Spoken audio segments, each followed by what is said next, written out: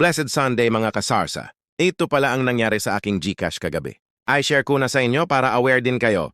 Pag open ko ng GCash ko, nagtaka na lang ako kasi 343 na lang ang laman.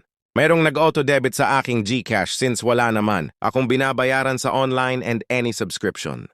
Paano nga ba yun nangyari? Kasi wala naman akong binabayaran sa online billing. Kaya naman nag-backtracking ako sa aking transaction. At ito na nga, chinek ko ang aking email.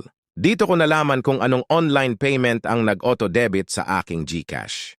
Kaya't ganito ang aking ginawa, nag-research ako ng tulong sa Google Lens kung pwede ko pa bang mabawi yung pera ko. Paalala lang mga kasarsa, kung nangyari na to sa inyo, huwag kayong papayag na kuhain na lang nila yung pera na pinaghirapan natin sa maayos na paraan. Dugo at pawis ang ating puhunan para kumita. At yun na nga, laking pasalamat ko at may post dito sa Facebook na dapat kong intindihin. Para sa mga steps sa pag-request refund ng aking pera, ay click lang ang link. At yung na nga nag-request refund na ako sa kanilang customer service. Pinili ko ang 100% refund kahit matagal basta maibalik ng buo ang pera ko.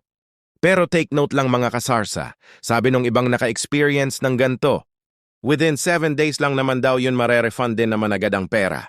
At yun na nga successful, mag-aantay na lang tayo ng 7 or 30 days. Update ko na lang kayo kapag nabawi na natin ang pera.